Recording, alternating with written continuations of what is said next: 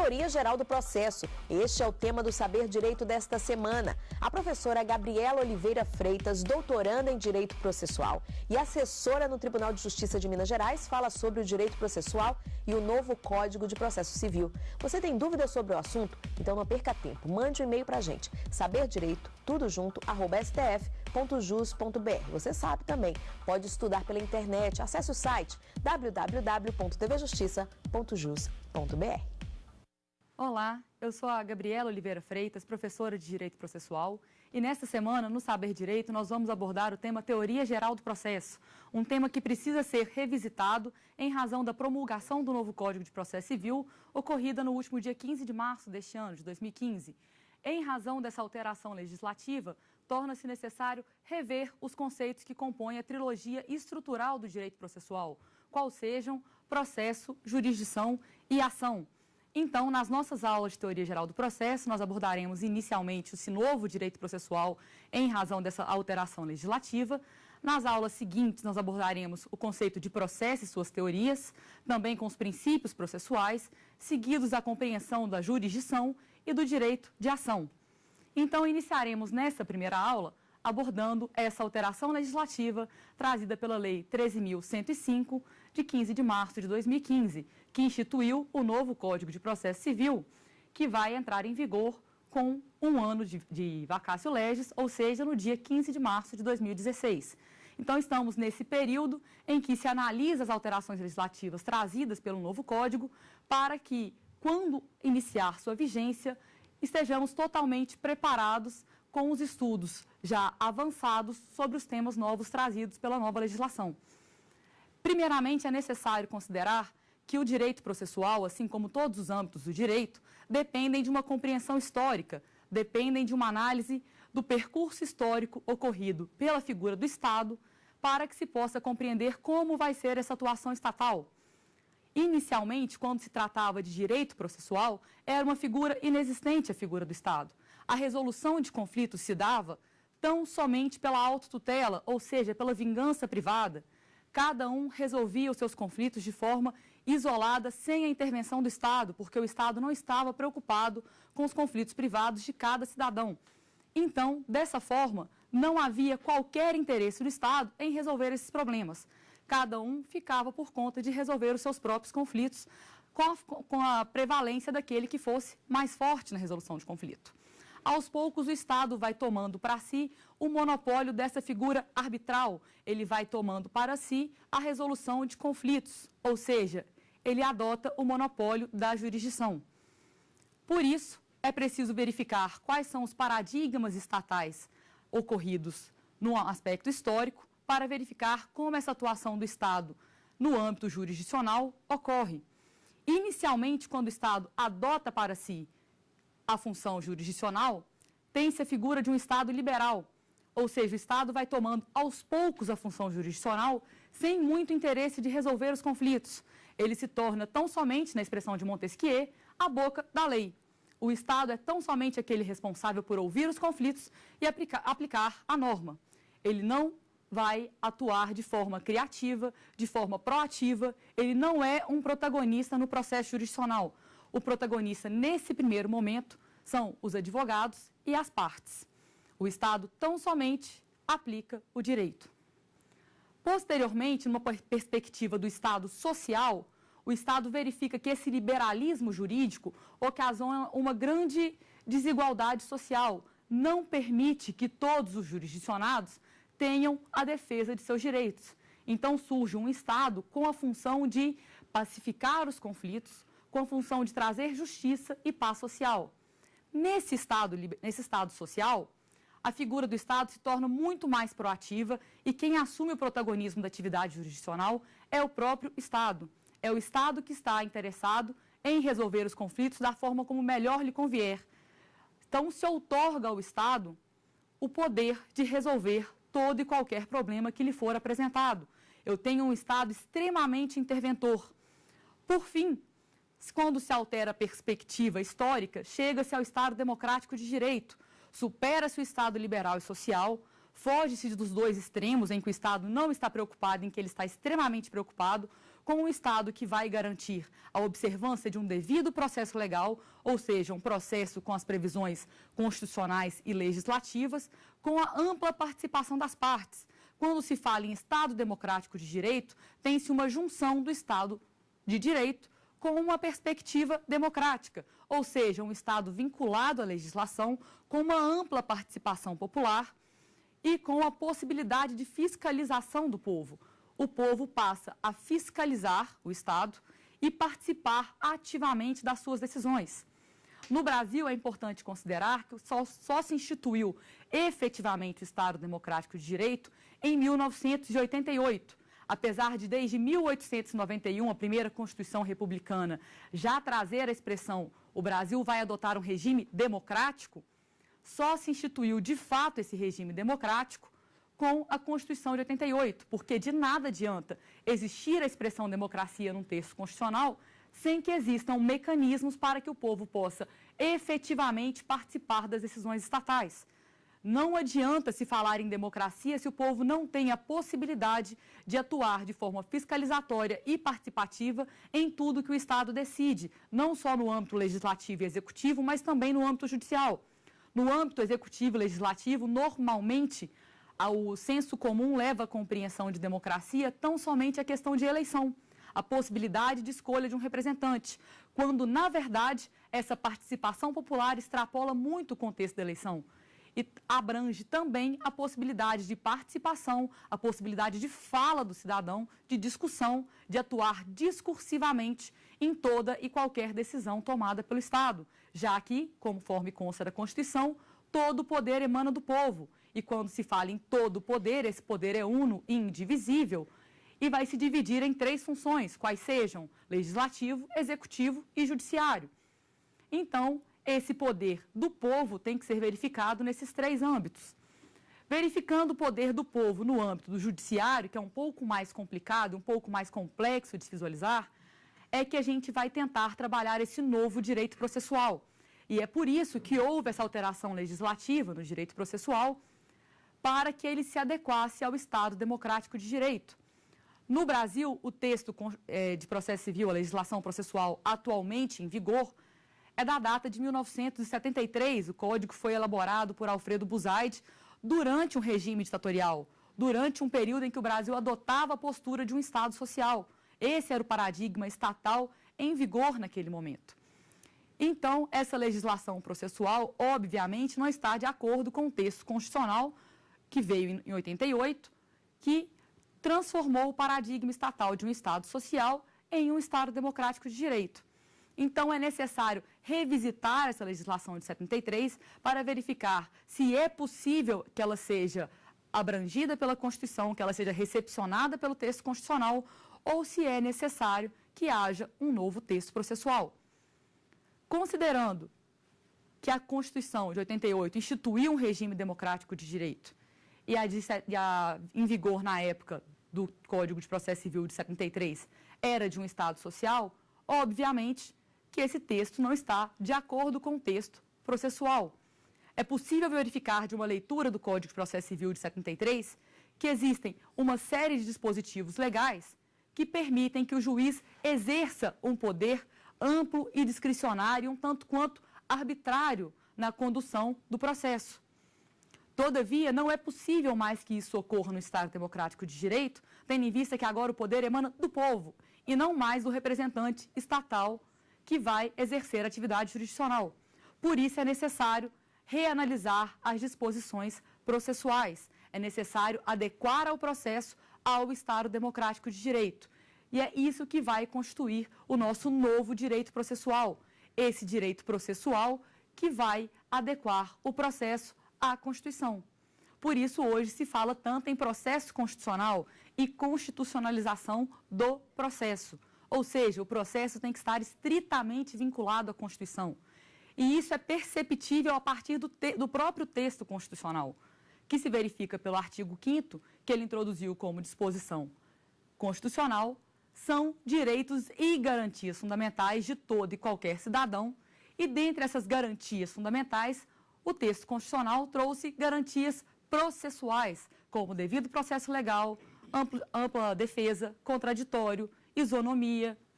Então, percebe-se que a Constituição está preocupada com o processo. Ela está preocupada em regulamentar a atividade processual.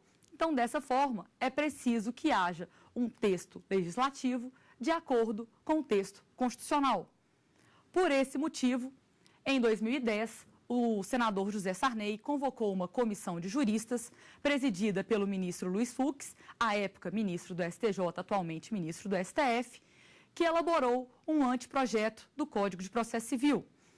Nesse anteprojeto, Luiz Fux já trazia o grande problema do novo Código de Processo Civil, adequar o texto legislativo à Constituição, fazer com que o processo se tornasse constitucional.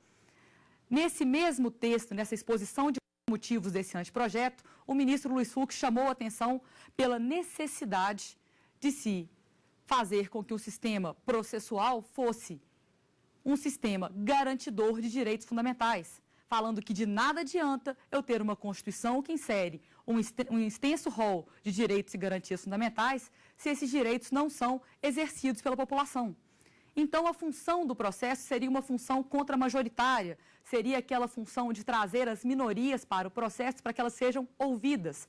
Aqueles direitos que não se conseguem alcançar por uma decisão da maioria vão ser alcançados por meio do processo, por meio da atividade jurisdicional que vai permitir que essa minoria passe a ter voz nessa perspectiva processual, já que eles vão poder participar por meio da ampla defesa, do contraditório, em condições de isonomia, independentemente de classe social, independentemente de qualquer distinção pessoal das partes, elas terão ampla possibilidade de participação, influenciando na decisão do julgador.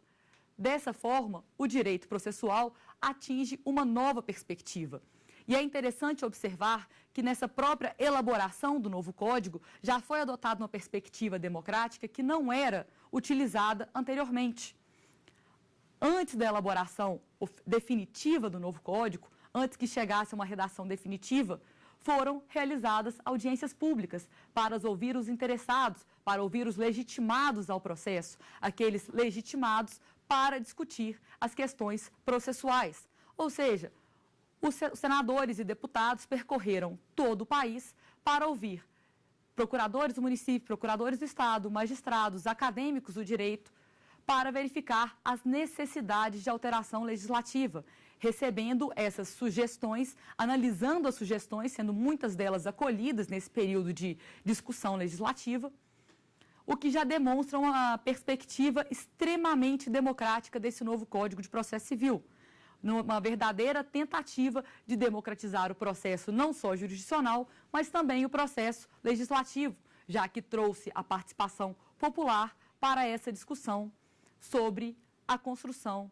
do novo Código de Processo Civil.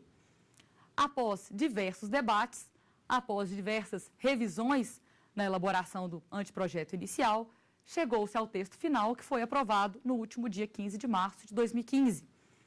E esse novo texto, ele traz em seu artigo 1º uma disposição extremamente importante nessa perspectiva, em que ele fala: as disposições desse novo Código obedecerão às disposições contidas no texto constitucional. Ele inicia o seu texto já trazendo a necessidade de vincular o processo à Constituição. Obviamente que não era necessário prever a vinculação do processo à Constituição, já que todo e qualquer texto legislativo se submete à supremacia da Constituição. Todavia, isso foi feito justamente para limitar a atuação do julgador, para ele se lembrar a todo momento que ele está vinculado à Constituição, que as decisões trazidas no processo jurisdicional não podem ser antidemocráticas. Elas precisam de legitimidade democrática, elas precisam de participação popular. Desse modo, o novo Código de Processo Civil traz não só no seu artigo 1º a vinculação do processo à Constituição, mas ele também repete ao longo do seu texto os dispositivos previstos na própria Constituição. Ele traz para dentro do texto infraconstitucional as disposições constitucionais referentes às garantias fundamentais do processo.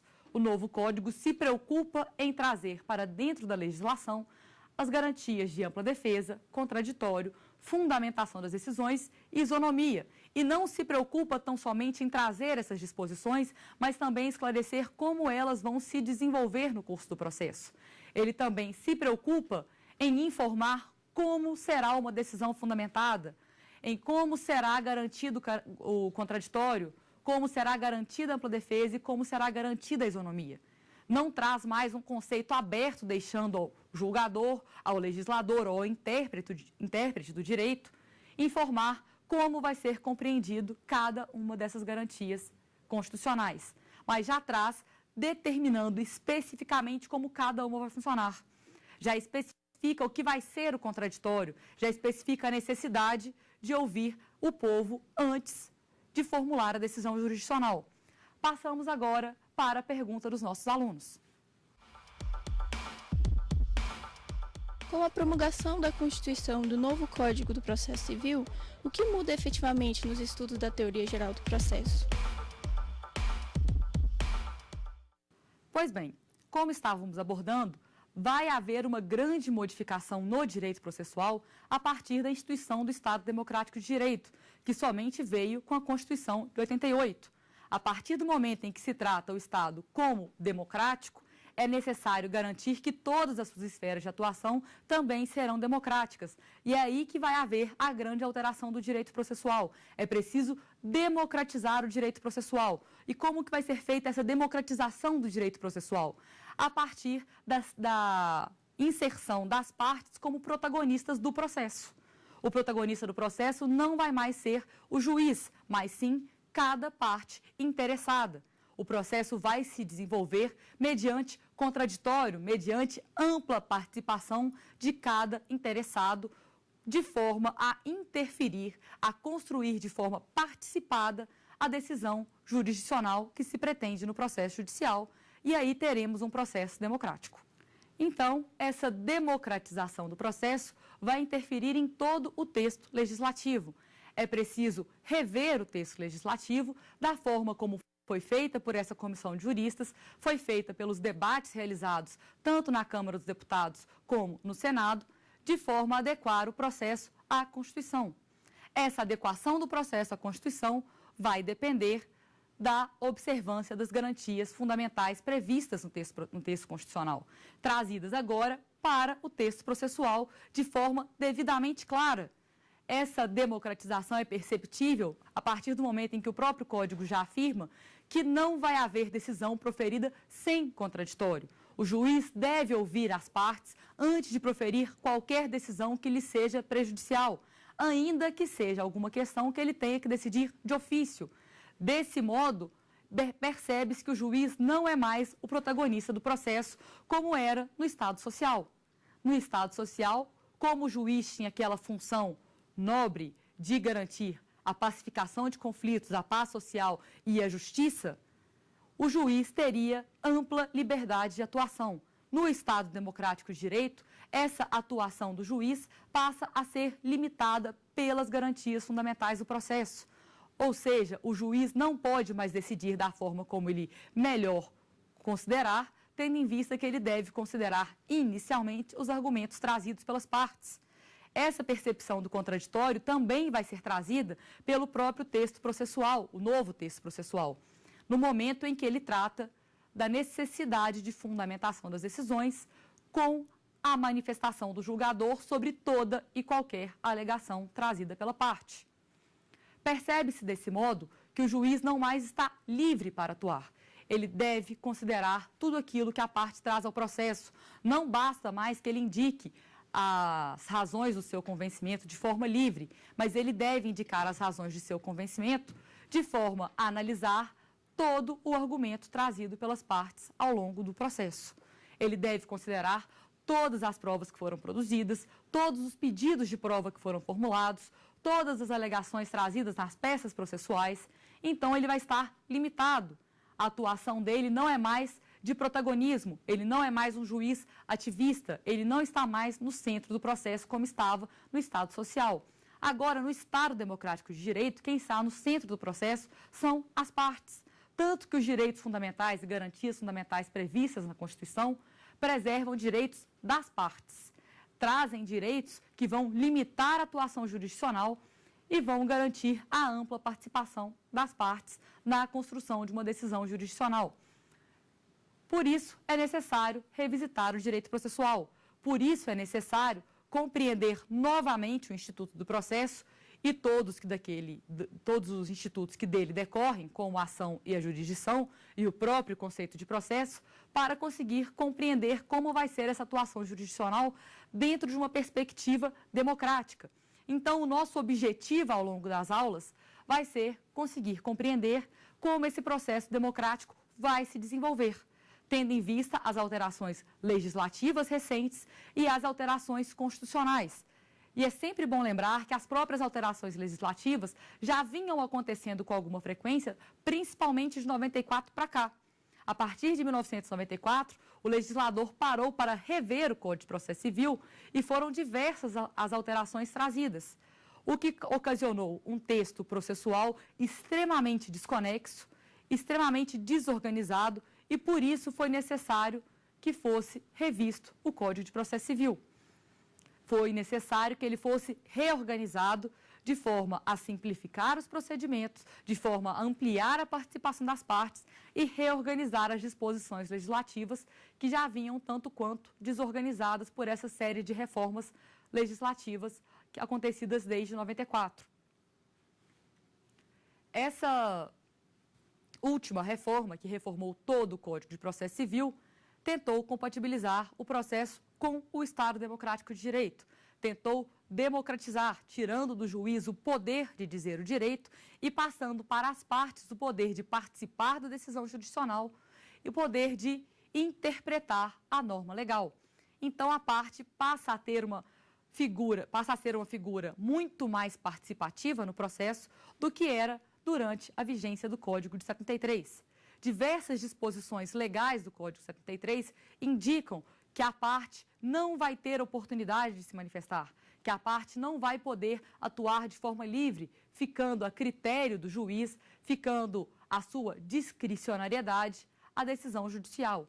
Agora, não mais se admite decisões judiciais discricionárias, arbitrárias, sendo que elas vão ser limitadas e fiscalizadas pela atuação da parte. Ou seja, essa democracia processual vai ser alcançada por meio da interferência da parte, não só na sua atuação, mas também no seu poder de fiscalização. E não só da parte interessada. O novo Código de Processo Civil também vai ampliar a participação de todo e qualquer interessado. Eu tenho toda uma mudança de perspectiva do direito processual, porque eu amplio o direito processual para a sociedade. Uma das questões interessantes de ser mencionada em relação ao novo Código vai ser a figura do amicus curiae. Normalmente é trazida somente em relação às ações diretas de inconstitucionalidade. Agora, o novo Código vai trazer a figura do amicus curiae também para os procedimentos comuns. Em todo e qualquer processo que se considerar necessário ouvir determinadas demandas da sociedade, ouvir partes das sociedades, ouvir associações, ouvir sociedades, ouvir parte da população, o juiz poderá admitir a sua participação no processo. Então, a figura do amicus curiae sai da ação direta de inconstitucionalidade e passa para todo e qualquer procedimento comum, passando a integrar a figura da intervenção de terceiros no novo Código de Processo Civil. Então, em determinados casos em que for interessante ouvir a sociedade, o juiz poderá ampliar o debate no âmbito processual. Podemos pensar, por exemplo, no caso de uma ação de falência em um município do interior em que grande parte da população trabalha na empresa sujeita à falência. É muito mais interessante que se escute a sociedade, se escute o sindicato de trabalhadores daquela empresa, se escute a associação de moradores, para verificar se aquela falência é interessante para a sociedade ou se seria muito mais viável socialmente buscar uma recuperação judicial ou extrajudicial daquela empresa. Então, eu tenho uma ampliação do debate para além das partes do processo, mas também para todo e qualquer interessado. Eu tenho uma ampliação do debate para a sociedade. E aí fica muito mais fácil de compreender o processo como uma instituição democrática. Fica muito mais fácil compreender que o judiciário vai atuar de forma democrática, já que ele vai ouvir a população. E a partir do momento em que ele escuta a população, em que ele traz ao processo a figura do amicus curiae, ele também fica obrigado a considerar as alegações desse terceiro, dessa intervenção, no momento de proferir a sua decisão judicial. Desse modo, é possível verificar a amplitude do debate no novo direito processual. Esse direito processual, que eu estou chamando de novo, já que ele vai ser adequado a uma nova Constituição que veio de 88 para cá, ele vai ter como principal objetivo concretizar o Estado Democrático de Direito. É preciso sempre lembrar que o Estado Democrático de Direito não foi automaticamente instituído pela Constituição de 88. O que a Constituição fez foi trazer elementos possíveis da sua concretização. Agora, é preciso democratizar todos os institutos estatais, toda a atuação estatal, para que o Estado possa estar vinculado, de fato, ao Estado Democrático de Direito, para que ele possa atuar na perspectiva democrática. Essa democracia, que antigamente era compreendida tão somente como um governo da maioria, vai ser alcançada principalmente pelo processo, porque é ele que vai permitir que as partes tenham voz, ainda que minorias. O governo da maioria, como conceito de democracia, atualmente somente é válido para compreensão na perspectiva eleitoral, em que o povo vai eleger o seu representante. E aí vale a vontade da maioria. Todavia, a partir do momento em que esse representante é eleito, ele não mais vai governar somente para a maioria. Ele tem que se preocupar com os interesses das minorias que não tiveram voz no momento de eleger um representante. E a partir desse momento, aquelas vontades da minoria, os interesses da minoria, os seus direitos que não forem observados pelas esferas do governo, legislativo e executivo, vão ser tratadas pelo judiciário.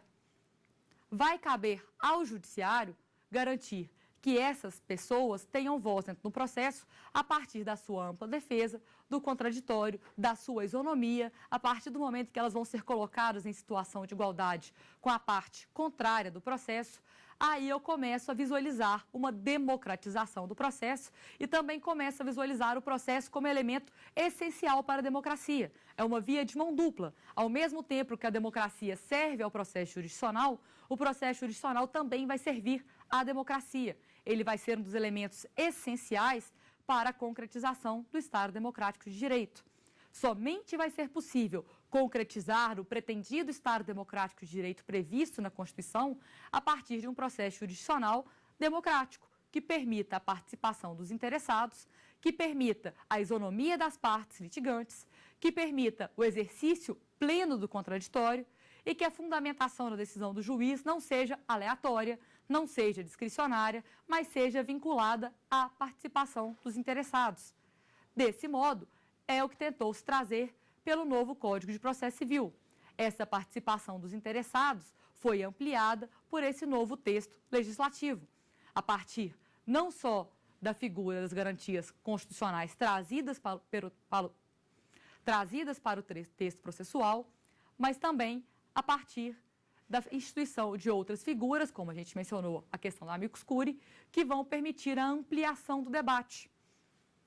Uma das palavras-chave para a compreensão desse novo direito processual é a palavra debate. É a ampliação do debate que vai permitir essa compreensão do processo como uma instituição democrática. O debate realizado entre as partes, entre as esferas da sociedade e entre o próprio magistrado, que vai coordenar esse debate, garantindo que haja isonomia das partes, garantindo que elas possam exercer o contraditório, que elas possam exercer sua ampla defesa. Então, a função do magistrado não vai ser mais de mero espectador, como era no Estado liberal. Ele não é somente boca da lei, como era nesse período de liberalismo jurídico, e ele também não é mais protagonista, como ele era no Estado social, uma vez que se retira do judiciário a função de fazer justiça. É interessante observar que essa retirada da justiça como um conceito essencial do judiciário, ela é essencial para a concretização da democracia, tendo em vista que justiça é um conceito aberto. O judiciário não pode determinar o que ele considera por justo, tendo em vista que justiça pode ter diversas acepções diferentes. Se eu for estudar justiça desde Aristóteles até o dia de hoje, até Rawls, eu vou verificar que justiça tem diversos conceitos diferenciados. Então, se eu deixo ao juiz, como se fazia no Estado social, a função de fazer justiça, a justiça que ele vai trazer para o processo é da sua própria concepção. E aí a gente permite que haja algumas aberrações jurídicas, trazendo conceitos aleatórios de justiça. e não atendendo à pretensão da parte. Nesse novo direito processual, além de fazer justiça, o judiciário não vai ter a função de garantir a pacificação social. Eu vou retirar dele a pacificação social e vou retirar dele também a função de fazer justiça, já que a função dele, no contexto atual, é concretizar direitos fundamentais. Já que existe dentro do artigo 5º da Constituição a diferenciação entre direitos e garantias fundamentais, e dentre essas garantias fundamentais eu tenho garantias processuais, é óbvio que o processo judicial, as suas garantias processuais previstas no texto constitucional, vão ter por objetivo concretizar aqueles direitos fundamentais. Porque de nada adianta ter um extenso rol de direitos fundamentais sem garantias para que eles possam ser efetivamente observados. Então, é preciso que esses direitos sejam observados a partir do processo judicial. É o processo judicial que vai trazer mecanismos para a concretização dos direitos fundamentais. Então, a função do Estado não é mais fazer justiça, não é mais pacificação social. A função do Estado é concretizar direitos fundamentais, tal como previsto no artigo 5º da Constituição. A Constituição, em 88, já acenava para esse novo aspecto democrático do processo. No entanto, levou-se alguns anos para que essa alteração legislativa ocorresse de fato. Não só por um descaso do legislativo, não houve um descaso do legislativo, mas houve de verdade uma necessidade de reestudar o processo, de buscar as novas teorias do processo para levar a sua adequação à Constituição. Não bastava que nesse primeiro momento o Estado promulgasse uma Constituição, trouxesse garantias fundamentais, instituísse um Estado democrático de direito, sem que houvesse uma teorização sobre o que é processo, sobre como esse processo vai funcionar. No dia a dia, a gente está acostumado a ouvir a máxima, na prática a teoria é outra, mas, na verdade, essa prática tem que observar aspectos teóricos. Vamos interromper mais uma vez para ouvir mais uma pergunta dos nossos alunos. Era realmente necessária uma reforma integral do Código de Processo Civil? Essa pergunta provavelmente tira o sono de diversas pessoas. Seria, de fato, necessário reformar todo o texto processual para que ele fosse adequado à Constituição? Como já dito, de 94 para cá, nós tivemos uma série de reformas legislativas no âmbito processual. O texto processual foi extremamente alterado com diversas questões que não eram compatíveis com o Estado social, mas que passaram a ser compatíveis com o Estado democrático de direito. Então, era necessária essa reforma integral, principalmente considerando que o Código já vinha sendo reformado?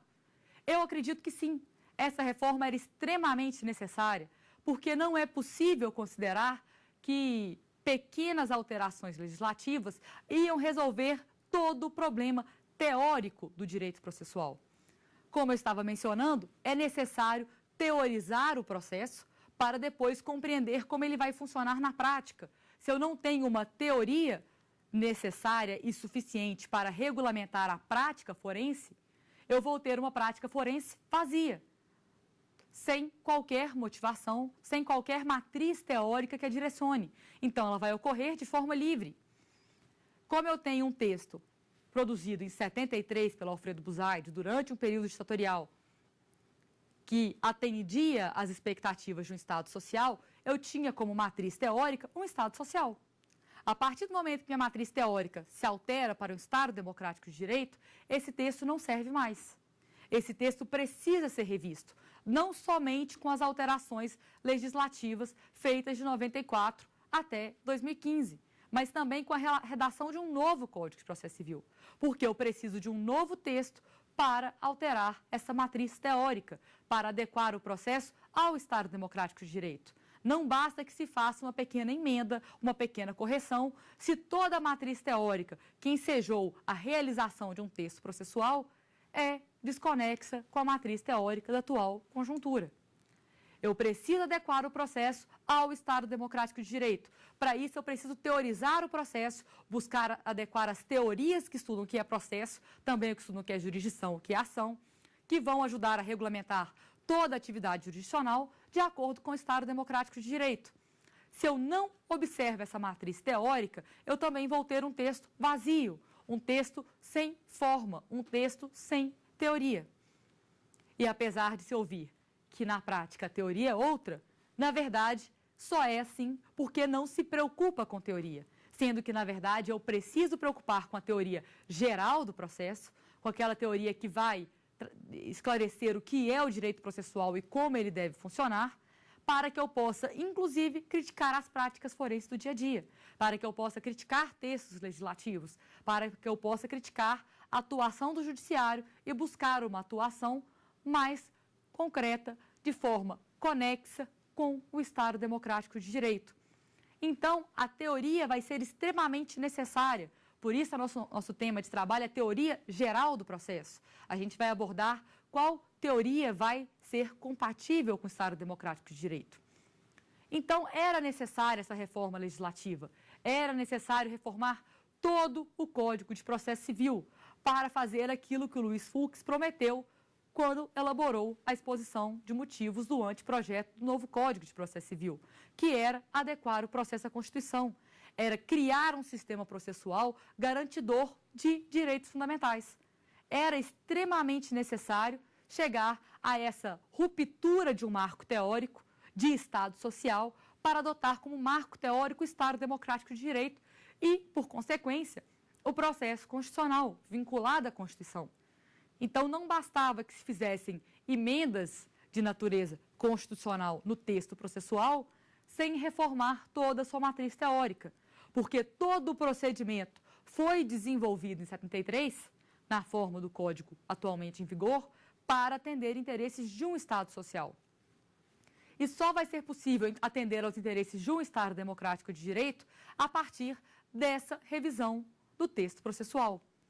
Por isso, apesar de muitas pessoas ainda questionarem a necessidade da reforma processual, fica bastante claro que para quebrar o paradigma do Estado social e trazer o Estado para uma atuação democrática, era necessária essa reforma legislativa. Era necessário quebrar esse marco teórico, instituir um novo marco teórico, que é o Estado democrático de direito, de forma que o Estado pudesse atuar garantindo os direitos fundamentais das partes. De uma breve leitura da exposição de motivos do anteprojeto do Código de Processo Civil, fica bastante clara essa pretensão do legislador. Fica bastante claro que aquele sistema processual de 73 não era mais adequado para a atual realidade brasileira. Não era mais adequado para atender interesses de minorias, para exercer uma função contra-majoritária. Ele não era mais interessante para trazer as minorias para dentro do processo e quebrar esse conceito de democracia como governo da maioria. Como eu já mencionei, desde a Constituição de 1891, já se previa um regime democrático. Mas, naquela época, a democracia se limitava, de fato, ao conceito de governo da maioria. Então, automaticamente, excluía-se o judiciário dessa perspectiva democrática. Com o texto constitucional de 88, torna-se necessário incluir o judiciário dentro da perspectiva democrática. Ou seja, ele também está incluído dentro dos aspectos do Estado democrático de direito. Ele também faz parte do Estado democrático de direito. Por isso, o judiciário deve atuar de forma a garantir a participação de seus interessados, não sendo viável no judiciário que se limite a democracia como um conceito de governo da maioria. Principalmente porque não é o povo que elege os membros do judiciário. Eles são aprovados em concursos, eles são nomeados, eles são eleitos para exercício do cargo e não são eleitos pelo povo. Então, o povo não tem qualquer interferência. E ainda que tivesse, ele não conseguiria interferir em cada caso concreto se não fosse lhes dado os direitos previstos dentro do texto constitucional e agora trazidos para o novo Código de Processo Civil, de ampla defesa, contraditório, fundamentação das decisões, de isonomia processual. Então, sem esses elementos, não seria possível compreender o processo como democrático. E aí o judiciário continuaria sendo uma instituição antidemocrática. Continuaria sendo uma instituição em prol do Estado social, garantindo tão somente o poder do Estado e não o poder do povo. É necessário perceber que essa quebra de paradigma estatal transferiu o poder. O poder que antes emanava do Estado, porque o Estado assumia toda a função legislativa, executiva e judiciária sem qualquer interferência popular, agora é transferida para o povo. Como já dito, todo o poder emana do povo, incluindo o poder judiciário. Desse modo, o poder judiciário deve atuar também de forma democrática, também considerando que seu poder emana do povo, que é o povo que tem a legitimidade para construir decisões judiciais por meio da intervenção do Estado. O Estado vai prestar ao povo um serviço público eficiente de garantia de direitos fundamentais. O judiciário nada mais é do que um serviço público prestado pelo Estado em favor do povo, legitimado pelo povo, em razão do poder lhe concedido pelo próprio povo. Então, não é possível que esse judiciário funcione sem essa participação popular. E essa participação popular vai ser trazida ao processo, agora com esse novo Código de 2015, por meio dessa participação ampla e restrita em relação às alegações que vão ser consideradas, às provas que vão ser produzidas, a fundamentação do juiz no momento de proferir sua decisão, que vai considerar toda a atuação da parte, e é isso que vai fazer com que o processo se torne democrático. É essa nova perspectiva que vai fazer com que também o judiciário atue nessa via democrática, servindo ao projeto em constante construção de concretização do Estado Democrático de Direito. Então, a pergunta feita sobre a necessidade de elaboração de um novo código fica esclarecida, tendo em vista que era necessário romper com os marcos teóricos do Estado liberal e do Estado social.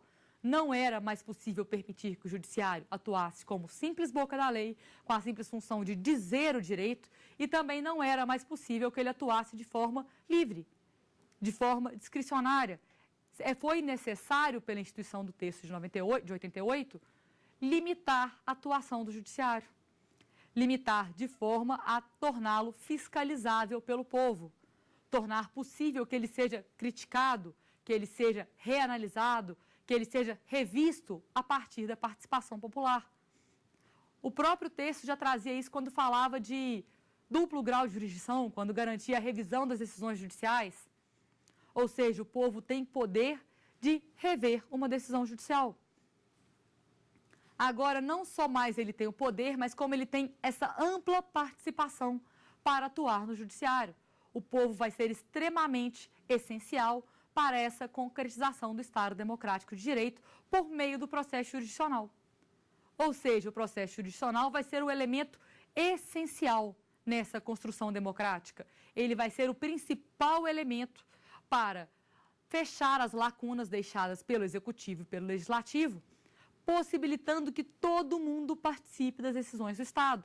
Aquelas decisões, por exemplo, a promulgação de uma lei em que não há participação efetiva popular, ela pode ser discutida pelo povo no controle difuso de constitucionalidade. Aquelas decisões do Executivo que não têm participação popular, porque são limitadas ao próprio ente do Executivo que profere decisão, pode ser revista dentro do Judiciário. Então, o Judiciário vai ter essa função de permitir essa ampla participação popular, de garantir com que todos possam participar das decisões do Estado. Vamos agora para a nossa terceira pergunta. Em que o modelo de Estado interfere na concepção de processo? É preciso considerar que o processo é uma atividade do Judiciário, porque o Judiciário faz parte desse Estado. Então, se eu compreendo o Estado a partir de uma determinada forma, eu, consequentemente, compreendo o processo de uma forma diferenciada. Então, se eu compreendo o Estado como liberal, a atuação do Judiciário também vai ser liberal. Vai ser um Estado de intervenção mínima e o Judiciário também de intervenção mínima, deixando o processo livre para a mão das partes. Se eu compreendo o Estado como social, o judiciário também vai ser socializado. Vai ser aquele judiciário comprometido com as garantias sociais, independentemente do interesse da parte. Vai ser aquele Estado comprometido em satisfazer as pretensões sociais de justiça e de pacificação, sem se preocupar necessariamente com a atuação das partes no processo. E por isso, esse Estado social faz com que o juiz atue de forma discricionária, porque ele está tão preocupado com a concretização desses direitos sociais que ele não se preocupa com a participação das partes. Agora, se eu compreendo o Estado como democrático de direito, eu também tenho que compreender o judiciário numa perspectiva de atuação democrática. É preciso compreender que, ao mesmo tempo que o judiciário está vinculado a uma legislação, ele também está submetido a uma participação de uma fiscalização popular. Esse judiciário vai ter que atuar de uma forma democrática. Por isso, o processo também vai ser compreendido de uma forma democrática. Então, se meu modelo de Estado é liberal, o processo judicial também será liberal. Se o Estado é social, o processo jurisdicional também será social.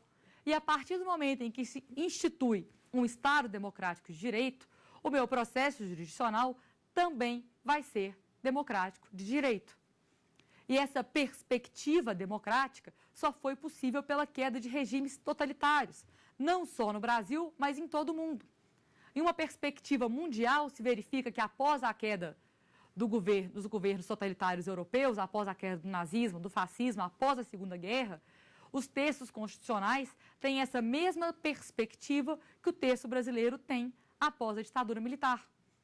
Após a queda de um regime totalitário, amplia-se a liberdade do povo. Essas liberdades foram suprimidas durante esse período totalitário e agora elas são devolvidas ao povo para que possa exercer de forma ampla em todos os âmbitos de atuação do Estado. Então, vimos nessa aula uma noção inicial de como vai ser compreendido esse direito processual a partir dessa perspectiva da Constituição da República de 1988 e a partir também do novo texto do Código de Processo Civil, agora de 2015, com vigência para 2016. Então, abordamos o que é o direito processual, como vai se desenvolver o direito processual, abordamos o que esse modelo de Estado vai interferir na atuação processual, abordamos como o Estado vai ser democrático de direito, o que vai tornar esse Estado democrático de direito e o que essa perspectiva democrática vai interferir no processo judicial. E, a partir daqui, abordaremos os princípios processuais democráticos e também os institutos que compõem o processo, quais sejam processo, ação e jurisdição, todos a partir dessa perspectiva democrática trazidas pela Constituição e pelo novo texto processual. Então, abordamos nessa aula o que é o direito processual, o conceito de direito processual. Também abordamos a teoria geral do processo nessa perspectiva do novo Código de Processo Civil. Abordamos brevemente quais serão os elementos essenciais para a compreensão do processo em uma perspectiva democrática. Também tratamos da forma como o Estado vai interferir no processo jurisdicional. Então, tratamos da quebra do regime liberal e da quebra do regime social do processo para a instituição de um processo democrático. E, a partir daqui, poderemos analisar todos os elementos que compõem a trilogia estrutural do processo, a partir de 3 pilares básicos: processo, ação e jurisdição. Então, esses foram os tópicos abordados na presente aula, que permitirão uma nova compreensão do que é a teoria geral do processo, nessa perspectiva democrática, com a abordagem dos elementos já mencionados da trilogia estrutural do processo, dos elementos que vão permitir a compreensão de todo um direito processual, sempre a partir dessa perspectiva democrática. Agradeço a atenção de todos vocês e ficam convidados para assistir a nossa próxima aula sobre teoria geral do processo, sobre as teorias do processo. Você tem dúvidas sobre o assunto? Então não perca tempo, mande um e-mail para a gente, saberdireito@stf.jus.br. Você sabe também, pode estudar pela internet, acesse o site www.tvjustiça.jus.br.